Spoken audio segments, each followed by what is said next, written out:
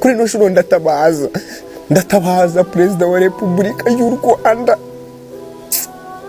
Mubyeyi ndagusabye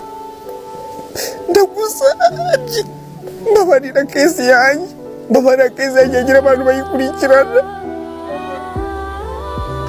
Mbabarira ndakwinginze, sinigeze nkutuka, sinigeze nkubahuka, ndakubaha ndanagukunda kubera ibyo wakoreye abanyarwanda, ariko ngusabye ubutabera.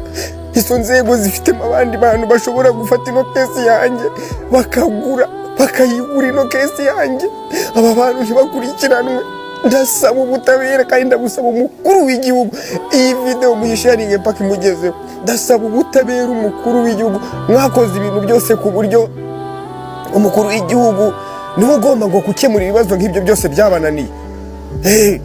Ubu niwe ndimo gutabaza, kuko n'izo nzego zindi hashobora kuza abanyamafaranga bakagura bagafata abo bana bose bakabafunga cyangwa bakabica. Ninde ufite ubushobozi bwo gufata umuntu akamwambika amapingu ari umupolisi akamujyana muri polisi akamara icyumweru? Nyakubahwa Perezida wa Repubulika, ndagutabaje, abantu bari muri ino kesi bose bagomba kumenyekana. Abanyarwandakazi, none biri kubera ko iyi mihanda bikomeje kugorana, ibyayago bifashe urundi rwego.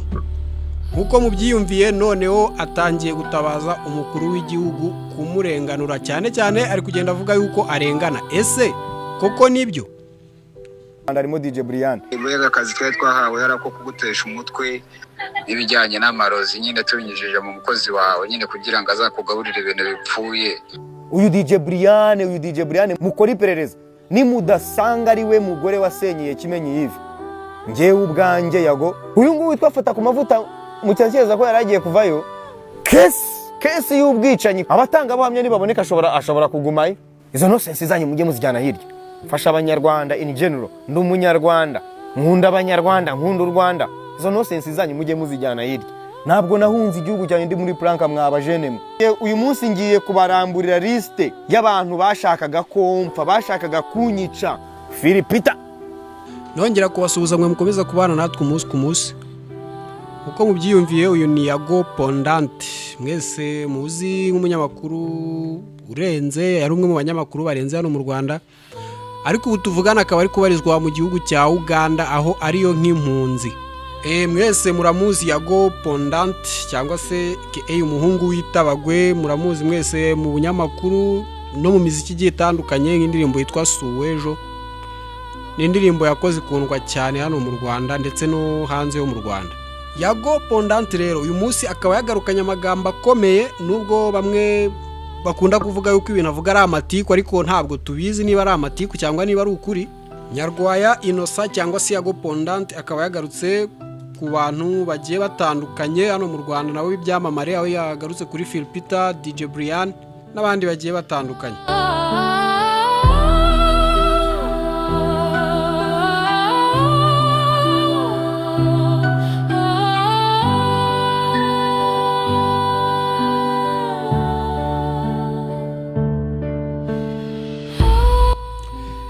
Nkuko mwagiye mubyiyumvira rero, Yago Pondante kuvuga yuko Brian ari umwe mu bantu bacuruza cocaine, ndetse amushinja kwangiza ngo abana bato.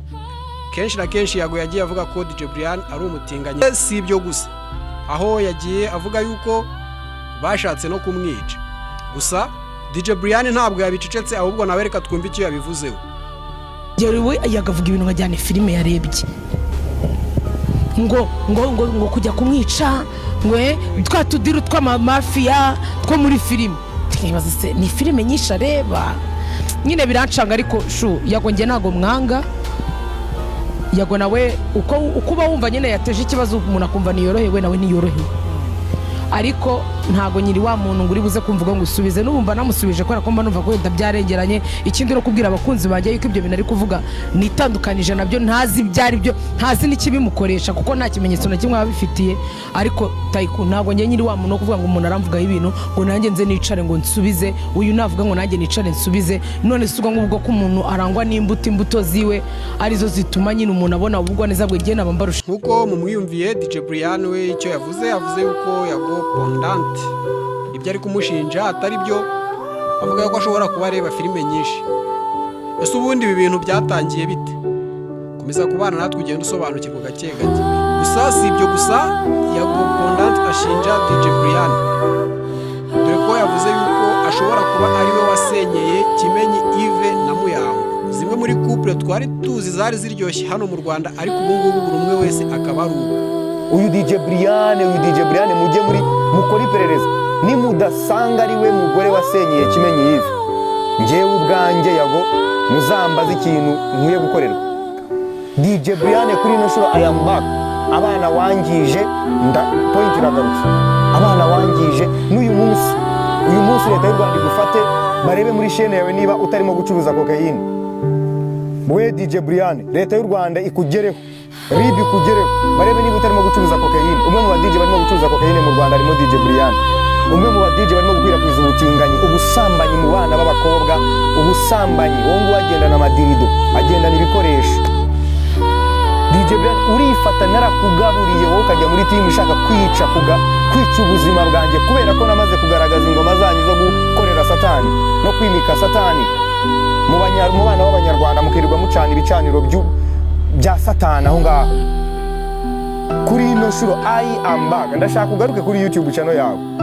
Nongera kugushimira kandi wowe ukomeza kubana natwe umunsi ku munsi, nkwibutsa gukora subscribe utarayikora, ukande like, comment ndetse unasharinge kugira ngo iki kiganiro kibashe kugera no ku bandi benshi cyane batandukanye. Uri w'agaciro kuba ukomeza kubana natwe kandi bye bye.